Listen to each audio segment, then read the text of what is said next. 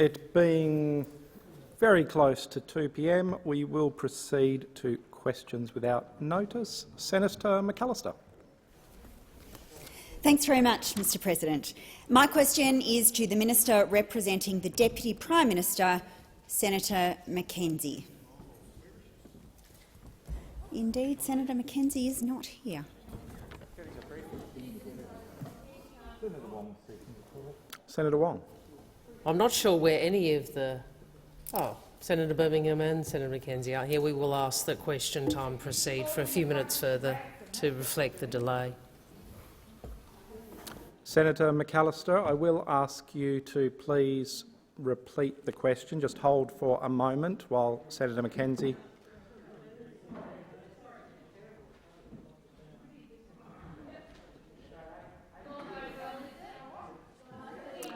Order. Senator McAllister, please start your question again. My question is to the Minister representing the Deputy Prime Minister, Senator Mackenzie. Liberal Senator Alex Antic has said that net zero by 2050 was an absolute folly and that, and I quote, "there is no way to achieve net zero without costing us jobs, without winding back our economy." Does the Deputy Prime Minister agree with Senator Antic? Senator Mackenzie. Thank you very much, Mr President, and thank the chamber for a few minutes to catch my breath. But thank you also, Senator McAllister, for your question. I think the National Party has been very, very clear on the only thing that is exercising our mind this week, and in fact the only thing that's exercised our party room for the last 14 years this place has had this debate, and that is actually the impact of our country's climate policy decisions on rural and regional Australians, the people that live there, the poorest people in our nation, live out in rural and regional Australia. They live out in rural and regional Australia. And when the electricity prices go through the roof, they are the ones that feel the impact. The people, the transport workers who drive our food and fibre up and down the highways and byways of this nation, they will be the ones that were slugged by former Labor government's follies in this area. And it was only one political party that stood in the way. Minister, please resume your seat. Senator McAllister. President, my point of order is direct relevance. The question went to a quote that was provided by Senator Antic and whether or not the Deputy Prime Minister agreed with that. Senator Mackenzie has not really touched that question, and I'd like her to answer it. Senator Mackenzie, please resume your seat. As Senator McAllister, you know well, I cannot direct the minister how to answer the question. The question had a long preamble, including a quote. Senator Wong. Well, thank you, Mr President. I recognise this is your first question time, and it will take. Senator Wong, what is your point of order? Not reflecting on the President. Senator Wong, what is your point of order? We disagree with your ruling, Mr President, and we would ask you to reconsider a suggestion that there was a very long preamble as the basis of your ruling. I'd ask you to read the Hansard. I haven't finished, if I may, Mr President. I haven't finished my submission. Senator Wong, please Thank you, continue. Mr President. I appreciate it. Senator Wong, please continue. Thank you. I was just waiting to see if there was something more you wish me to address.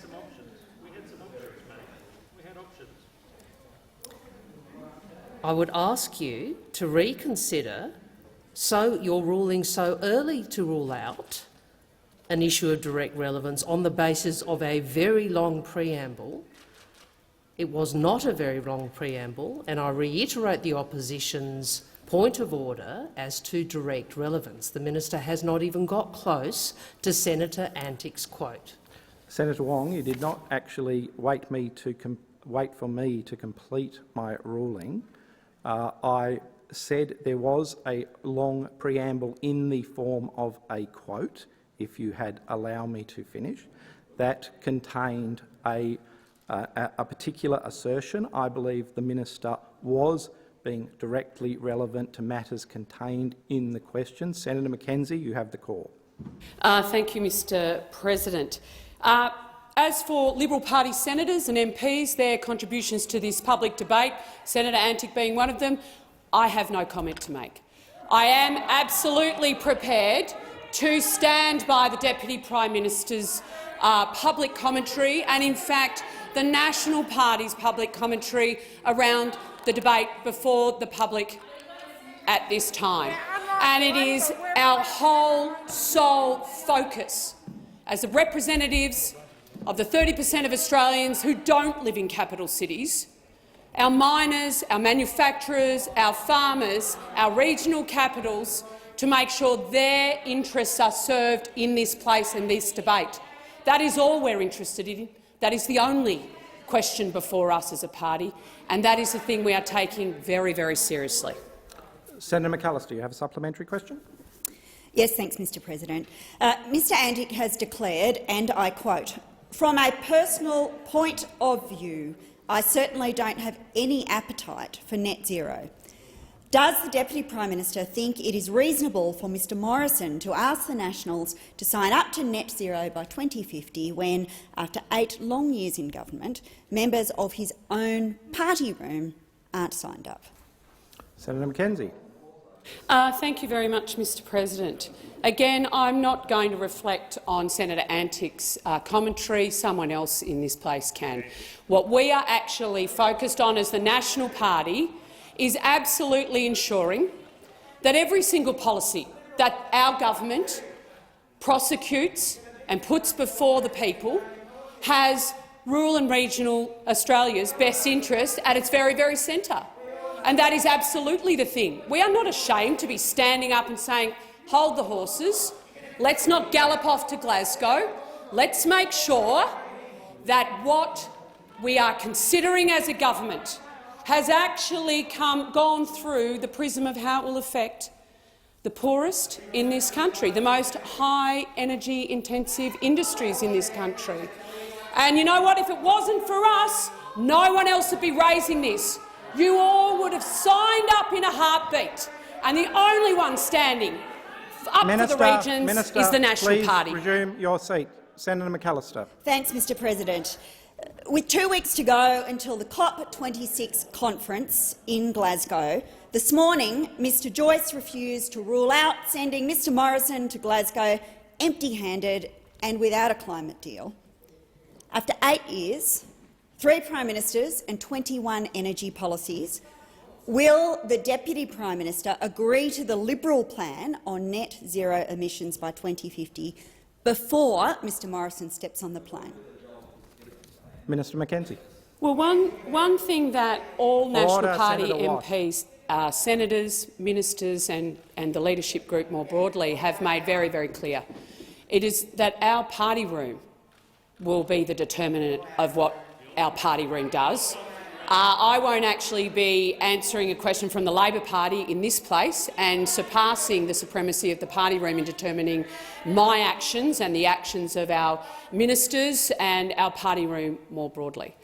I think, though, what the rural and regional Australians actually need to understand is the biggest risk to their industries, to their jobs, to their children's future is an Albanese-Bant government that has no plan, never has, and it's why on this question they do not trust you, they do not trust them. And so for as long as you two are in partnership, you can forget the working class of this country backing you at any election. Senator Molan, you have the call, and may I say it is great to see you back, Senator Molan. Thank you. Thank you. Thank you. Order. Thank you, Mr President. And it's just great to be back, I've got to say. My question is to the Minister representing the Prime Minister, Senator Birmingham. With Australians responding magnificently to the call to get vaccinated against COVID-19 so we can safely return to normal life, can the Minister advise the Senate how the Liberal and National government is supporting our safe reopening and economic recovery from the pandemic? The Minister representing the Prime Minister, Minister Birmingham. Well, thank you very much, Mr President. Mr President, I too would like to warmly welcome back Senator Molan. It is wonderful to see him back in this chamber and indeed to see him looking so well. And congratulations on your battle, Jim. Mr President, indeed Australians have been responding, as Senator Molan said, magnificently to the call to get vaccinated.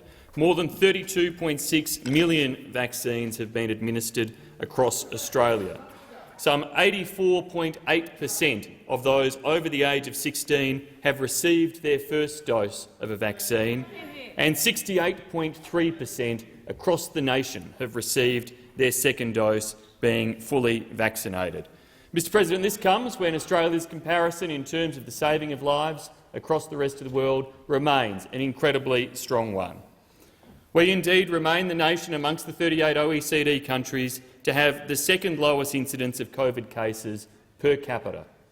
We're in the nation where we have seen far fewer deaths. In fact, if you look at the UK or the USA, they've seen some 40 times the number of deaths per capita than have occurred in Australia from COVID-19. And by avoiding the OECD averages in terms of COVID-19 deaths, we've seen some 30,000+ Australian lives saved. And also the time, indeed, Mr President, for these millions of Australians, the vast majority of Australians now, to turn out and to get vaccinated, enabling us to see those states who have been battling lockdowns, such as Victoria, New South Wales and here in the ACT, begin the steps of reopening, and other states begin the steps of looking at how they transition to the next stages of a more vaccinated population.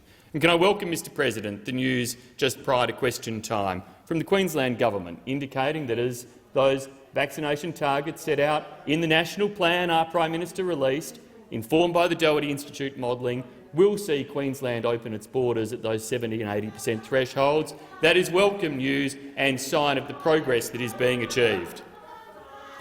Senator Molan. Thank you, Mr President.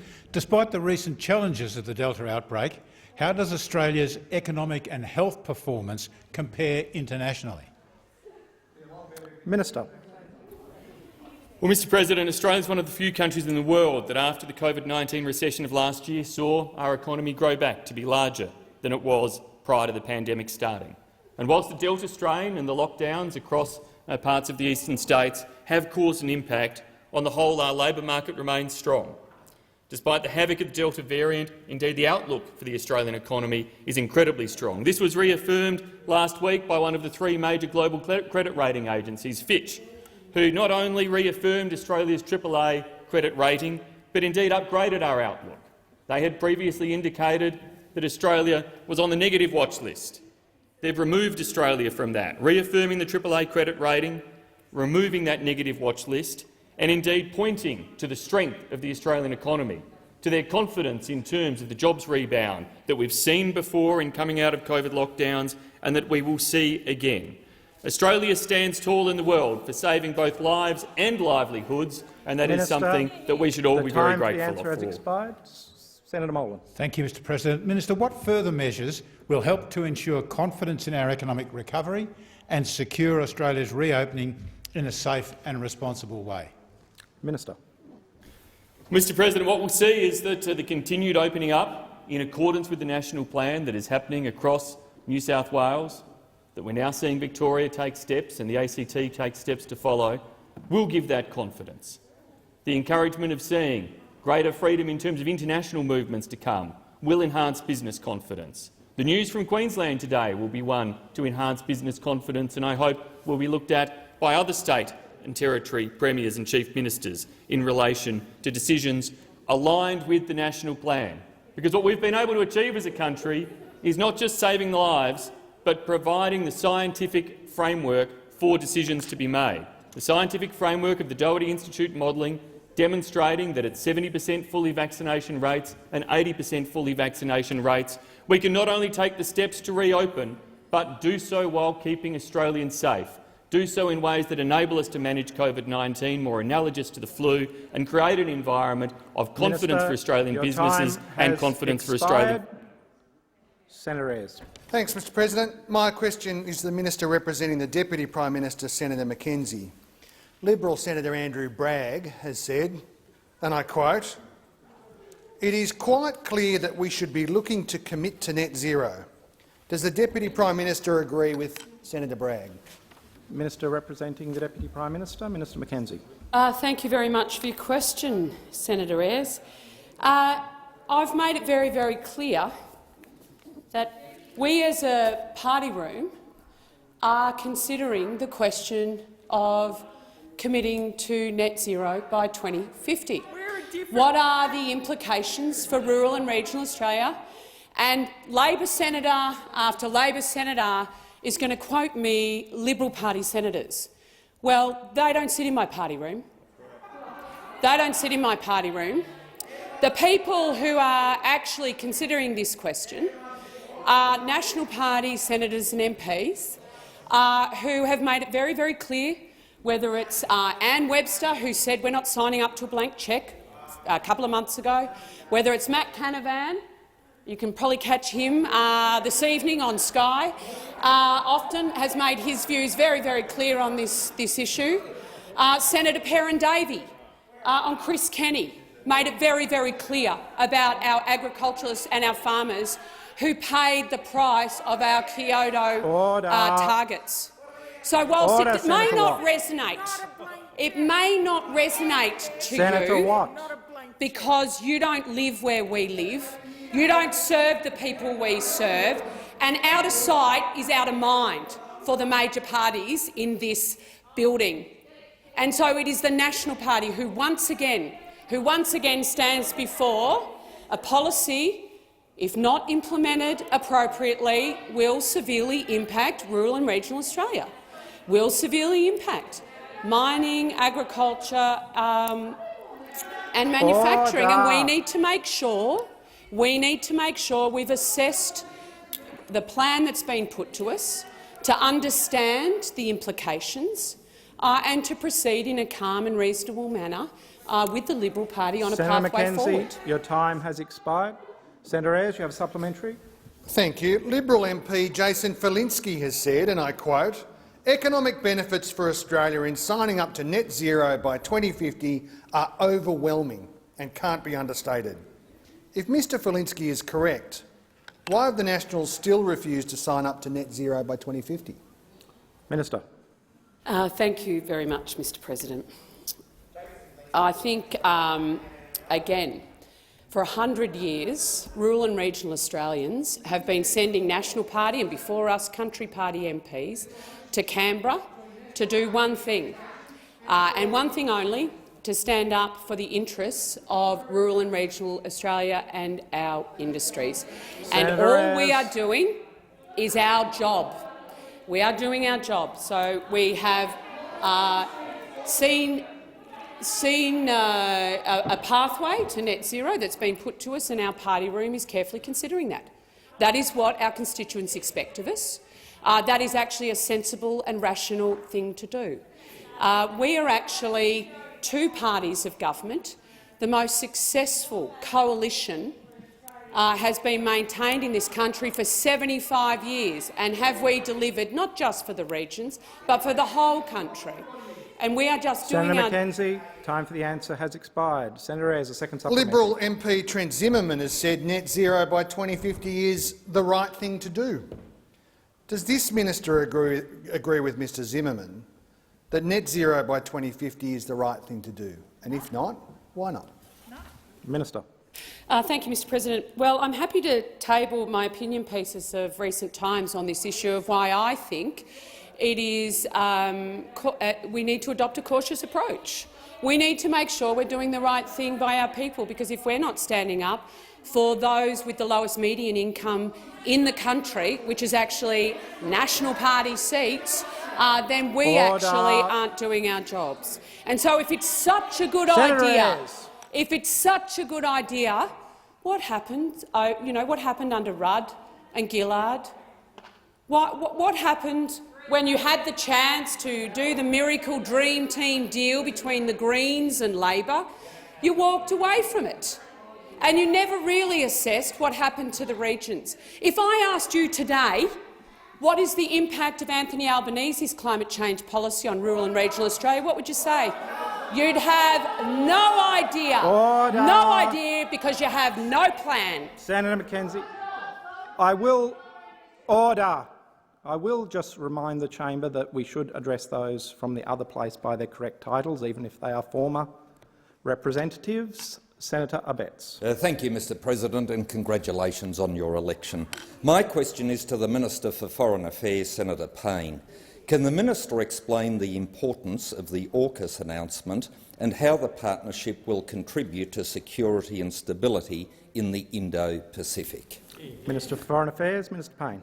Thank you very much, and thank you very much, Senator Abetz, for your question, because AUKUS is a significant and historic enhancement of Australia's cooperation with the United Kingdom and the United States to promote both security and prosperity in the Indo-Pacific in line with our shared values. This is a task on which we've worked together for more than 70 years, but today we face a growing set of challenges in our region.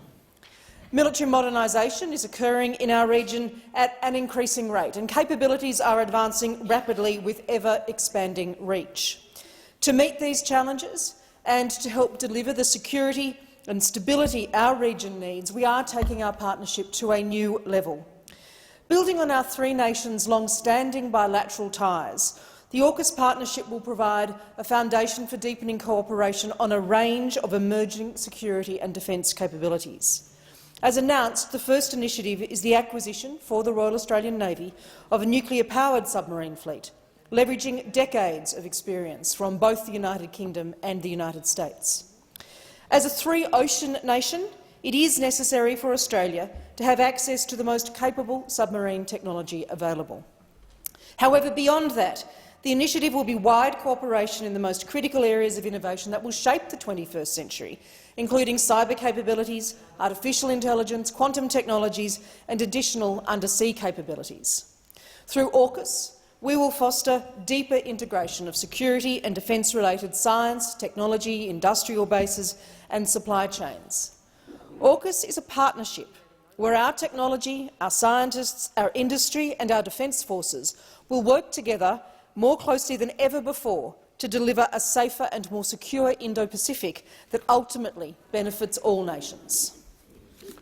Senator Abetz, you have a supplementary question. I thank the Minister for that detail. I further ask the Minister to outline the ways in which AUKUS complements our existing network of partnerships. Minister. Working with partners is central to shaping our region for Australia's foreign policy. AUKUS will complement our network of partnerships with ASEAN, with the Pacific, with our European partners, as well as with the growing Quad. It is a partnership that seeks to engage, not to exclude. We'll look for opportunities to enable and empower, rather than control or coerce. Australia, the United Kingdom and the United States are committed to strengthening our partnership with ASEAN and to deepening collaboration with our partners in Europe, including on the European Union's new Indo-Pacific strategy. We understand, and have said clearly that we understand, France's disappointment that we are not proceeding with the Attack Class program. We place great value on our relationship with France, and we look forward to continuing to work with France on our many shared interests, including in the Indo-Pacific. Senator Abetz. In the context of the historic AUKUS agreement, can the Minister advise the Senate of Australia's nuclear non-proliferation commitments? Minister. Again, I thank Senator Abetz for his question. Australia's commitment to nuclear weapons non-proliferation is unchanged. We are embarking on a nuclear propulsion program. Australia has clearly, explicitly stated that we will not acquire nuclear weapons. Australia has the strongest non-proliferation and safeguard standards and one of the best nuclear non-proliferation reputations in the world. For the fifth time in succession, Australia has ranked first globally on the Nuclear Threat Initiative's 2020 Nuclear Security Index. We ranked first for measures against the theft of nuclear material amongst 24 states, and first out of 47 states for measures to prevent the sabotage of nuclear facilities. We will adhere to the highest standards of safeguards, transparency, verification and accountancy. We are committed to fulfilling our obligations as a non-nuclear weapons state and to meeting Minister, our non-proliferation Minister, obligations, the time such as the has South Pacific nuclear. expired. Senator Waters. Thanks very much, President. My question is to the Foreign Minister. The countries going to the climate summit in Glasgow that have significantly increased their 2030 targets in this critical decade are the US, the UK, the EU, Canada, South Africa, Norway, South Korea, Japan, Argentina, Chile, Colombia, Kenya, the United Arab Emirates and many others. Australia and Russia have not increased our ambition. Will you, as Foreign Minister, allow the National Party to throw this country's global reputation in the bin? Minister for Foreign Affairs, Mr Payne. Thank you very much, Senator Waters, for your question. And to be very clear, and you and I have discussed this before in this chamber, and I've made it pretty clear what the government's commitment is. I absolutely reject the last part of your question, quite frankly, because it really is important to note, Senator Waters, that Australia's emissions are at their lowest levels since records began in 1990. That emissions in 2020 were more than 20% lower than in 2005, which of course is the baseline for the Paris Agreement. That Australia, since 2005, has achieved reduction in our emissions faster than Canada, than Japan, than New Zealand and the United States. We're on track to beat our 2030 Paris target of reducing emissions by 26 to 28%. On a per-person basis, that's a reduction of 48 to 49% on 2005 levels. That is more than either France or Germany or Canada or New Zealand or Japan are expected to achieve.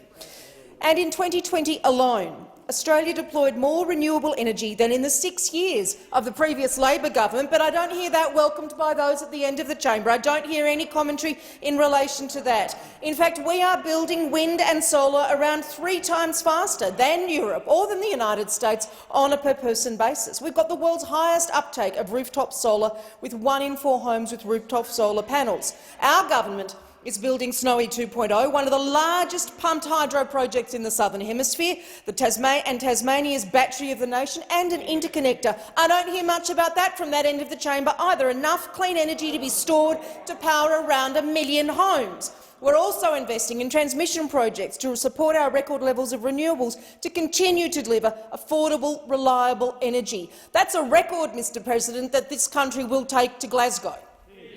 Senator Waters, you have a supplementary question. Thank you, President. Will the government go to Glasgow and do what the science requires for a safe climate and triple our targets for 2030? Or will you confirm reports of Minister Taylor's party room briefings that the government will not increase their 2030 targets? Minister. Thank you very much, and I thank Senator Waters for her question. I'm not going to comment on party room deliberations, nor I would have thought would those at the end of the chamber. But, Mr President, what we have said we will take to Glasgow and what we have said we will commit to is being worked through by the government in terms of the discussions that many have commented on in recent days. But as I made clear in the answer to the previous question, many countries in the OECD can't claim Australia's achievements. I know you want to ignore achievements. I know they're an inconvenient truth for those of you at the end of the chamber. But, Mr President, and through you to Senator Waters, what Australia will take will be to deliver a long-term emissions reduction strategy, one that we will release ahead of COP26, but it's an economic strategy that will be underpinned by delivering affordable and reliable energy in a way that positions Australia to be successful in lowering and ultimately lowered and ultimately net zero emissions global economy of the future. Minister, your time has expired. Senator Waters, a second supplementary. Thank you, President. The International Energy Agency has said that to reach net zero, not one single coal, oil or gas infrastructure project can be built. How can you go to Glasgow ignoring 2030 and pledging net zero by 2050 when Australia has 72 new major coal projects and 44 major gas projects planned in the coming years? Minister.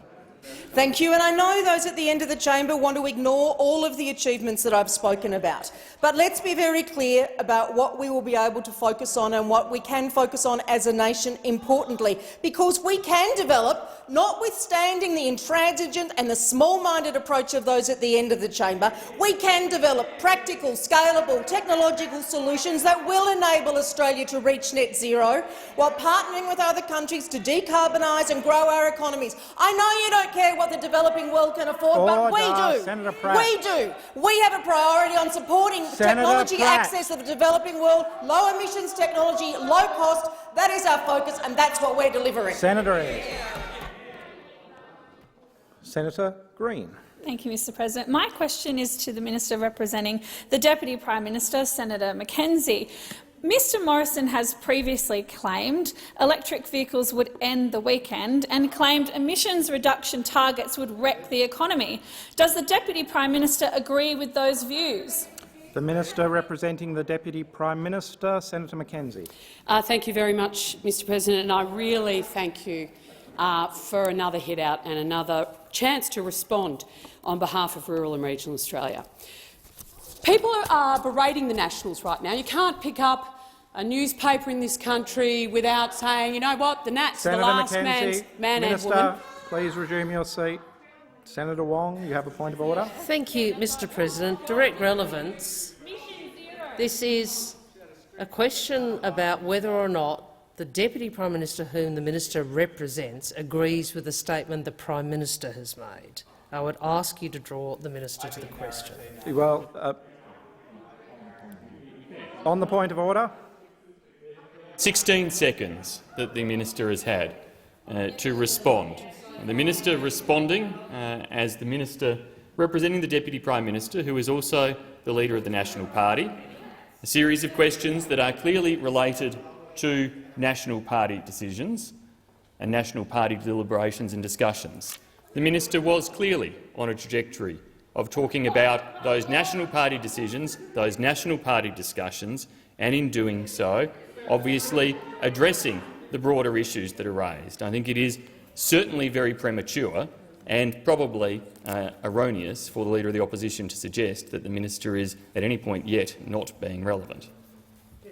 I was going to make the point that the Minister had only been addressing the question for around 16 seconds. You have had the opportunity, Senator Wong, to bring the Minister's attention to the question. However, Senator Mackenzie, you have the call. Well, thank you very much. And within the first 20 seconds, I shall address the sacrosanct nature of weekends to rural and regional Australians, and the fact that we like to honestly. Rural and regional Australia, and indeed the broader Australian public, are very thankful for the National Party. I know, there's no friends for the National Party at the moment this week. Not a friend in the country. The peak bodies have deserted us. Not a friend internationally.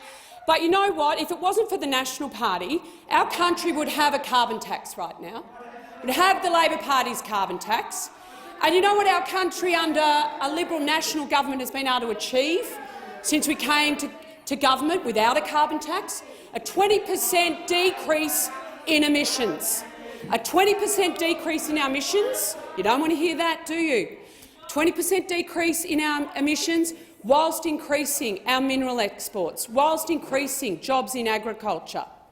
So, for you to argue that the only way back then for us to actually lower emissions in this country was to tax us was wrong. And you admit it now because it's your own policy. It is the Labor Party's policy not to instigate a carbon tax. So you need to be saying thank you to the National Party for saving you from yourselves. Minister, please resume your seat. Minister, I would ask you when I call you to resume your seat. Senator Watt. Thank you, Mr President. We've given the minister a good go on relevance. It was a simple question about whether the Deputy Prime Minister agrees with opinions expressed by the Prime Minister. We haven't had an answer remotely close to that, and I'd ask you to bring the minister to order. Minister, Senator Watt, you've had a chance to remind the minister of the question. Minister, you have the call. Well, I think that the Prime Minister and the Deputy Prime Minister As I alluded to in an earlier answer, the coalition between the Liberal and the National Party has been the most successful political partnership this country has ever seen. It has delivered more, kept us more secure for the 75 years it's been in place, and long may it continue. Please resume your seat. Senator Green. Thank you. Mr Morrison has previously described renewable energy targets as nuts. Does the Deputy Prime Minister agree with this view? Minister. Well, good question, Senator Abetz. Thank you very much for that supplementary question. It is rural and regional Australians and the MPs that represent them that actually see renewable projects in their backyard. We're the ones that have the wind farms, we're the ones that have the solar farms, and it is true that those and the hydropower stations, obviously in areas with a lot of water, Senator Colbeck, like Tasmania. So we know very well the benefits that renewable projects bring to our communities. Minister. Sorry? Senator Watt. Again on relevance, Mr President. Very straightforward question. Whether the Deputy Prime Minister agrees with the view of the Prime Minister. We don't need a long Senator Watt. fairy tale from the Minister. Watt, we just need an answer from the question. Point of order. On the point of order. Of order, Mr President, and Senator Watt there seeks at the conclusion of his point of order to try to define how the minister should answer the question. It is clearly not the role of the Senate to define how a minister answers the question. The minister, from what I heard in the first 10 seconds of her answer, I think, turned to renewable projects and renewable projects and their impacts in regional Australia. The question indeed went to renewable energy. Perhaps this just shows the Labor Party thinks targets don't result in projects or action or change, Mr President. That seems to be Senator Watt. I'm sorry, Mr President. I apologise. Senator Wong, please resume your seat. Senator Birmingham has apologised. Senator Watt was interjecting. But the point. Senator Birmingham. The point being, Mr President, Senator Watt clearly does not have a point of order in this case. Okay. Thank you, Senator Birmingham. I believe the minister was being directly relevant. I cannot direct a minister how to answer a question. Minister. I think it's pretty clear, if you look at the international evidence and the evidence here at home, that setting targets without plans to achieve them, or indeed the will to achieve them, are actually meaningless. So there are a lot of vacuous promises that are made, and the Greens champion those promises in this place, where countries overseas make very bold, ambitious targets and then fail to deliver on them at all. Minister. Senator Green, a second supplementary question. Thank you, Mr President. Last week this minister said, and I quote, "We've had all of these promises before, and I'll tell you what, the lived experience out there in the region isn't what was promised prior. If the government doesn't trust the government to deliver what it says it will, why should anyone else?" Minister. Thank you very much for giving me the chance to clarify a comment I made in an opinion piece last week. So when we talk about the sale of Telstra, which both the Labor Party supported and the Liberal Party, who dealt with the poor telecommunications, who couldn't call an AMBO, who couldn't homeschool their kids. It was no one in Woolloomooloo, and it was no one in any of your electorates. It was our electorates. On the Murray-Darling Basin Plan, the water policy in this country, it was our seats that pay the price. Out of sight, out of mind. And I'm sorry, you don't like to hear it, but it's true, and it is the same. Senator O'Neill.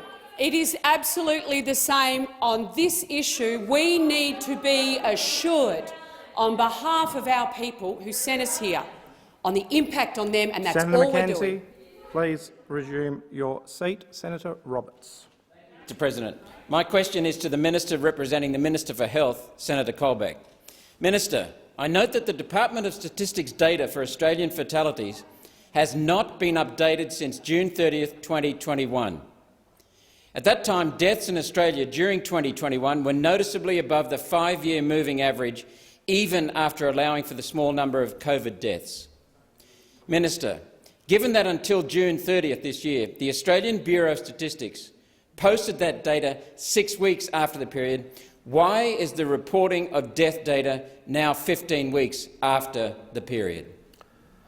The Minister representing the Minister for Health, Senator Colbeck. Thank you, Mr President. Thanks, Senator, for the question. Senator, I'll have to take that question on notice. It may very well be that there's some delay in data being transmitted between agencies. For example, we know in Victoria the deaths due to COVID are reported into their public health emergency system, the FES system, which is where we use our death data and report our death data for COVID deaths. That is then transmitted across to their database for births, deaths and marriages, and there is sometimes a period of cleansing that needs required to actually certify whether or not a death has been caused by COVID, for example. So, Mr President, I will undertake to get some information on that, but I suggest that that may be part of what's occurring because there has been some movement up and down in the reporting of deaths over the last 18 months or so. I've had some experience with that, particularly in relation to COVID, as deaths are recertified. In fact, in the last few days, I had the number of deaths from COVID in aged care reduced because somebody who was thought to have passed away actually hadn't.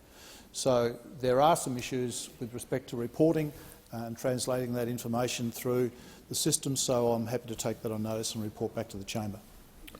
Senator Roberts, a supplementary question. Thank you, Mr President. I did advise the Minister's office of the subject of my question today and directed his office to my question on notice number 3970 asking for the same information. It's been outstanding for 12 weeks. Minister, how many people died in Australia in July, August and September of 2021? Minister. Thank you, Mr President. And if you, in the circumstance that you did advise my office, I haven't been advised of that, so I can only apologise to you for not having the data with me right now, but I clearly don't have that information. And if there is a delay in the reporting, I suspect it has something to do with the explanation I gave you in your primary question, but I am happy to chase that information up and come back to the chamber as soon as possible. Senator Roberts, a second supplementary. Minister, this information is critical to trust in vaccines and its omission raises serious doubts and serious questions.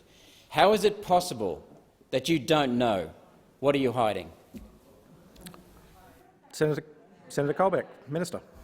Thank you, Mr President. Can I reject the assertion that the government or anyone is actually hiding anything? I've given to the chamber a quite plausible rationale for the fact that there is some delays in respect of the reporting of deaths in this country. There is no reason for us to make any to hide it all. And can I also reject the assertion, Mr President, that somehow the death data has any relationship or should have any relationship to vaccines? Mr President, the overwhelming data in this country right now indicates to us that vaccines work. We can see that in the data, we can see that in the circumstances in the general community right now, and if anybody has any questions with respect to the fact that vaccines work, just look at the data that's available right now. Minister, your time has expired. Senator Bragg. Thank you, Mr President, and congratulations to you in your new role. My question is to the Minister for Emergency Management and National Recovery and Resilience, Senator Mackenzie. Can the Minister... Order.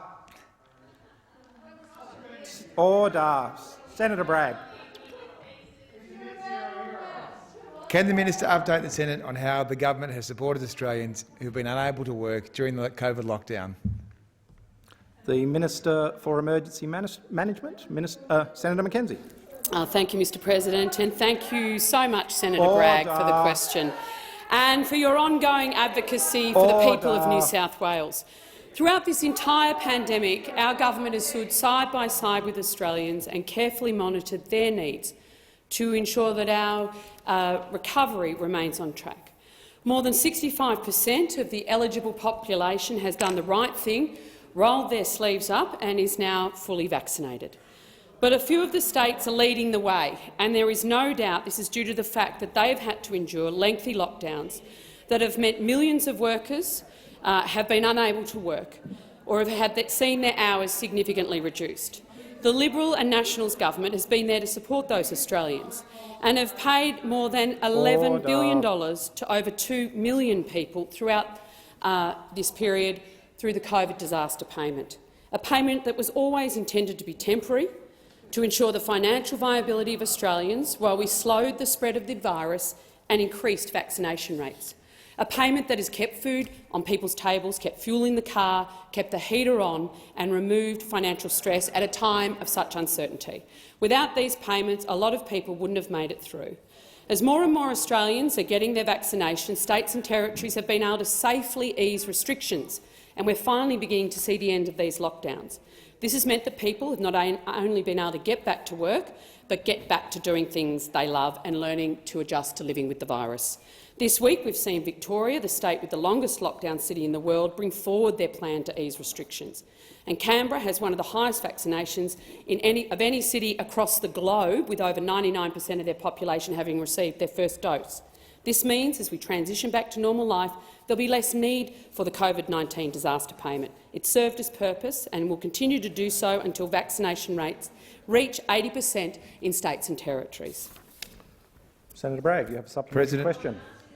New South Wales has endured a lengthy lockdown, and we are now seeing people back to work and getting back to a normal life. Can the minister update the Senate on what support has gone to New South Wales? Minister. Thank you. A very long lockdown indeed, Senator Bragg, and it's good to see opening up. Over 100 days, in fact, and 100 days of limited to no income for some. And that's why we were there, supporting the people of New South Wales to be able to come out of lockdown in a strong economic position.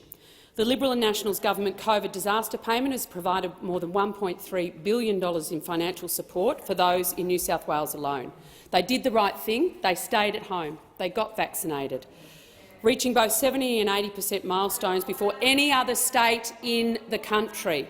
And they did this with the hope that at some point their life would return to normal. Well, Mr President, I'm so pleased to see that coming to life, and I'm sure you are too, Senator Bragg. And our support is extended to businesses across the state. In partnership with the New South Wales Liberal National Government, we've seen more than 200,000 businesses receive nearly $6 billion through the JobSaver program. Our government will continue to support the people of New South Wales as they transition out of this pandemic.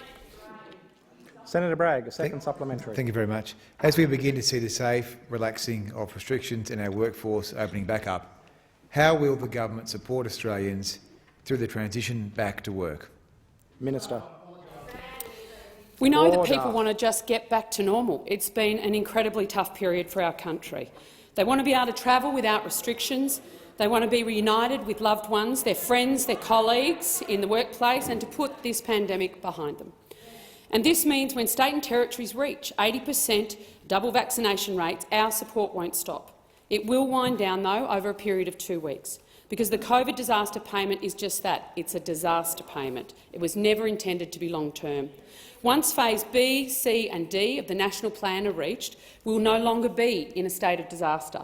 We're not abandoning workers like those opposite have claimed, a claim that is completely unfounded given the continued commitment throughout this pandemic of the federal government to both individuals and business support payments. After the disaster payment has tapered down over a 2-week period, we will continue to support Australians who have been unable to transition back to their usual employment through our existing strong safety support network run through Services Australia. Please resume your seat. Senator Watt. Thank you, Mr President. My question is also to the Minister representing the Deputy Prime Minister, Senator Mackenzie. National Senator Matt Canavan has said Mr Morrison does not have a plan for net zero, but is instead relying on, and I quote, a prayer that hydrogen comes along and saves all these jobs. Does the Deputy Prime Minister agree with Senator Canavan? The Minister representing the Deputy Prime Minister, Senator Mackenzie. Thank you very much, Mr President. What Senator Canavan is concerned about, what the Deputy Prime Minister is concerned about, what the entire National Party is concerned about, is the impact of any move towards net zero on regional jobs. It's that simple. We only wish that the Labor Party and the Greens could have a similar concern, because the reality is you actually have no plan to get to net zero by 2050. You walked away from your 2030 target at the 2019 election. You don't have a medium target. You don't have a plan to achieve— Minister, please resume your seat. Senator Wong. Thank you, Mr President. On a point of order, Point Senator of order, direct relevance. And there are long-standing precedents that a discussion of opposition policy is not directly relevant to a question about government policy. Yeah, there is. Senator Mackenzie, I will bring you back to the question that was asked, and I ask you to resume your answer. Senator Mackenzie, you have the call. Thank you, Mr President. As I was saying, the Labor doesn't currently have a medium-term target nor a plan to get anywhere near Senator, Senator Mackenzie, I will bring you back to the question. No, it's about Senator Canavan and the Deputy Prime Minister, and do they agree? And they agree. They agree on the need to protect regional jobs for not just the next 3 weeks, not just the next 3 months, but the next 30 years. They are absolutely agreed on that, as we all are in the National Party. The National Party has a broad range of views on the substantive issue of climate change. There's no secret there. But what we are all united on is to ensure that any climate policy that this country agrees to does not disadvantage the regions, and we're taking our time to assess that and come to a position. But in this place, it isn't just talking about the Nats, as much as I could do that all day, and what our plans for the regions are. It is actually to put before the Australian people what the alternative is. And the fact is you don't have one. You have no idea how you're going to get to your plan of 250. Absolutely not. You want to join? You'll have to form a government with these guys, and you know who's under attack if Labor and Greens get in power? The fishing industry, the foresting industry, the live cattle export industry, the mining industry, your time the gas industry, the coal industry. Senator Watt, a supplementary question. Thank you, Mr President. Senator Canavan has also said, and I quote, "The Prime Minister might believe in miracles, but I don't think we should gamble people's jobs on a wing and a prayer." Does the Deputy Prime Minister agree with Senator Canavan? Minister. Thank you, Mr President. Well, I agree. I believe in miracles too. I do. So, you know, Order. we don't. I guess on this, I think when you're phrasing that particular quote you put to me, was it in context of the last election? That was actually the miracle win, because Australians actually woke up to what a racket the policy positions being put before them by the Labor Party and Bill Shorten and his leadership group were, and the negative impact that they would have, not on the top end of town, on mums and dads out there right across regional Australia and the suburbs. And they rejected it wholeheartedly. So, yeah, I believe in miracles. Absolutely. Senator Watt, a second supplementary question. Thank you, Mr President. Given Senator Canavan also declared in a piece entitled "Woke Net Zero Targets Will Weaken Us," and I quote, Net zero emissions is the public policy embodiment of corporate bullshit. Does the Deputy Prime Minister think Mr Morrison should still be confident he can wrangle a climate deal with the Nationals just 2 weeks from the COP26 conference in Glasgow? Minister. I think, if it's good that you're actually reading Matt's articles. I suggest you also sign up to his YouTube channel. You can usually find him on most Sky After Dark commentators. If you're a fan of Matt Canavan, that's where you'll find him. You know what? Through you, Mr President, Senator Watt, we don't shy away from having 20 very proud rural and regional Australians in our party room who all have a view on a range of matters, and they are actually able to speak freely, not just in the party room but outside of it. What we are committed to doing is actually making sure we keep you out of government. That's actually what the National Party and the Liberal Party want to see happen, is stopping the Labor Party, whose policies would decimate this country, decimate the regions and our industries, because you don't Senator care. Pratt. That's why they don't vote for you. Senator Pratt. Senator Chandler. Thank you, Mr President, and congratulations on your election earlier today. My question is to the Minister for Women's Safety, Senator Ruston. Can the minister outline to the Senate how the Liberal and Nationals government is assisting women who are escaping domestic violence? Minister. Thank you very much, Mr President, and I too add my congratulations to your appointment to the auspicious role of being President of this amazing place. And can I also thank Senator Chandler for her question, a question that is just so incredibly important to all Australians. It's about ending violence against women and their children. Sadly, we know that 1 in 6 women will actually experience violence at the hands of a partner from the age of 15. And it is an absolute blight on our society, and I can assure everybody in this chamber that this government is absolutely committed to doing something about it. We must aim to prevent violence before it happens, but unfortunately when it does happen we also need to be there to support women and their children, to help them rebuild their lives. That's why today I was pleased to announce the Ending Violence payment, which is a $144.8 million initiative that was part of the $1.1 billion investment in women's safety during the budget. The payment aims to help 12,000 women. However, it is a demand-driven system and payment to make sure that we provide them with the necessary supports so that they are able to overcome the financial barriers of leaving violent relationships, and in doing so alleviating one of the main reasons why women stay in violent relationships or potentially go back to violent relationships. The flagship investment will give women more security when they make that extraordinary brave decision to leave a violent relationship in all the forms of domestic, family and sexual violence, including physical violence, coercive control and financial abuse. The payment, escaping violence payment, is up to $5,000 to help women rebuild their lives free of violence. $1,500 of this will be in cash to buy something perhaps as simple as buying the kids a new lunchbox. The other $3,500 can go towards things like paying for rental bonds, white goods, school fees, etc. It's not taxable, it's not reportable, and it doesn't impact on other payments. And I look forward to continuing to update the Senate on this initiative. Senator Chandler, a supplementary question. Thank you, Mr President.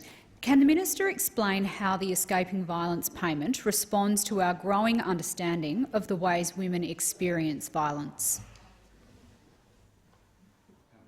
Minister. Thank you very much, Mr President. Well, it is an extraordinarily important issue and one which we know that we must continue to address as we work towards developing the next national plan to end violence against women and their children. Since the first plan was implemented in 2010, our understanding of what violence is and how it manifests has certainly grown. New and emerging forms of domestic violence, things like coercive control, financial abuse, technology-facilitated abuse, are absolutely insidious and make it near impossible in some circumstances for women to have the resources to gather them to make that decision to actually leave an abusive relationship. These barriers to leaving an abusive relationship are exactly what the Escaping Violence payment is directed at making sure we address. Importantly, as I said, the payment is not means-tested in the traditional sense. We want to make sure it's available to every woman, no matter where she comes from, because we know it's not uncommon for bank accounts to be frozen, credit cards to be cut off. It doesn't matter what size the house the woman comes from, she needs our support. The time for the answer has expired. Senator Chandler, a second supplementary. Thank you, Mr President. Can the minister please advise the Senate how women can access the new Escaping Violence payment? Minister. Thank you, Mr President. Well, I'm really pleased that as of tomorrow morning, Uniting Care Australia Consortium, who is our preferred and selected partner, will start the 2-year trial to support this program.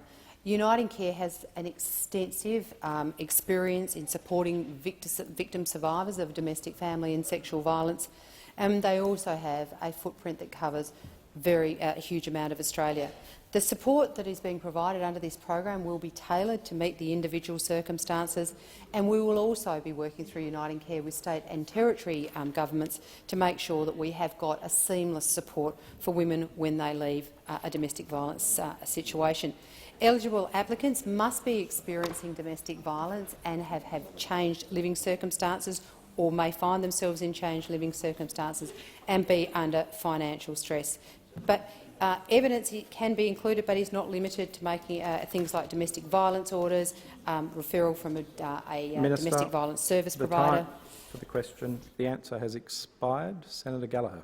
Thank you, Mr President. My question is to the Minister representing the Prime Minister and the Minister for Finance, Senator Birmingham. It is reported Mr Morrison is preparing to fork out more than $20 billion to get the Nationals to support his net zero plan. How much taxpayer money is Mr Morrison willing to spend to buy a political fix? Minister for Finance. Minister. Thanks, Mr President. I thank Senator Gallagher for a question, because certainly what our government is quite proudly doing at present is preparing indeed the commitments and plans that the Prime Minister will take to the Climate Change Conference in Glasgow. Those commitments and plans entail planning not just in relation to what the emissions reduction framework and commitments will look like, but indeed how we will protect the jobs of those communities across Australia who are facing change brought about by a changing international environment. How we will protect the jobs, how we will protect those communities, how we will ensure that they can have confidence that they will be supported through transition that is going to occur as a result of a changed global investment environment, of a changed environment in relation to many of our key export markets and commitments they're making. These are changes that are happening, and it sounds to me, from the tone of the question put by Senator Gallagher, that she's happy to leave those communities behind, to not care about those jobs, to think that if there is some investment in protecting those communities, in supporting them to take advantage of the opportunities to come, that should just be ignored. Well, those of us on this side, the Liberals and the Nationals on this side, will certainly not leave regional Australia behind. Senator We will not McAllister. leave regional communities behind. We will make sure that just as we invest to pursue lower emissions and to work towards net zero, that we equally invest to protect Australian communities, the regions that we have relied upon as a nation for so long, for so many of our export activities, and to ensure that they have a bright future, that they can seize the opportunities ahead, be they in new energy opportunities or be they other new opportunities that can be created. And indeed, for Senator Gallagher to come here and want to ask a question about wasting money, well, I saw just yesterday she seemed to walk back from the $300 vaccine payments. Talk about a $6 billion waste of money, paying people to do something that Australians have thankfully already turned out to do in their millions. Minister. Order. Order. Senator Gallagher, supplementary question. I do have a supplementary. Given it has been reported that one government MP has said, and I quote, "There's going to be a giant National Party green rainbow across regional Australia with crocs full of pork at the bottom," is there any upper limit to how much taxpayer money Mr Morrison is willing to spend to buy a political deal? Minister. Thanks, Mr President. Well, I could just as equally ask, is there any place or point at which those opposite will acknowledge the importance of those regional jobs or those regional communities? Now, Mr President, we are going through these discussions asking all the right questions. On this side, we ask all the right questions. We don't make a commitment and then try to work out how to put the plan in place. We are, in parallel, working through the questions of how we deliver the commitments in relation to climate change, but do so in ways to support the regional communities and jobs of Australians. That's the responsible way to go about these sorts of policies, to do it in alignment, to do it together and to make sure that you can present plans that do provide that support and respect to Australians. It's unsurprising, given the question Senator Gallagher is asking, that indeed those opposite simply make the promise without consideration for the consequences, make the promise without actually thinking about the plan. For them, they sort of jump out of the plane and then see whether they pack the parachute. Well, Mr President, we're making sure that we have everything answered in advance. Senator Gallagher, that's not helping. President. A second supplementary question. Thank you. The Minister for Finance has said it's critical for the Morrison-Joyce government to have, and I quote, a target and a plan. Will the minister guarantee that any last-minute political deal with the Nationals will meet the standard he himself has set? Minister. Well, yeah, indeed, Mr President, as Senator Abetz I think just alluded, I do agree with my own words. I'm happy to confirm that to the Senate. And Mr President, and that is precisely, if the senator had been listening to, I think, the previous two answers I'd given, what I have talked the Senate through, the fact that we are working concurrently through the process in relation to targets and the process in relation to the plans to meet those targets, and not just the plans to meet the targets without consideration of the consequences of meeting the targets, but the plans to meet the targets whilst considering the consequences of that for different communities across Australia, not just looking at it at a national level or a macro level, but drilling it down to consider the impacts across different states and territories, across different regions, across different industry sectors, because that's how you do the job properly. That's how you take care of Australians. That's how you ensure that Australian regions, communities, states, families have the strongest possible future, which is what we wish to secure. And, Mr President, I ask that further questions be placed on notice.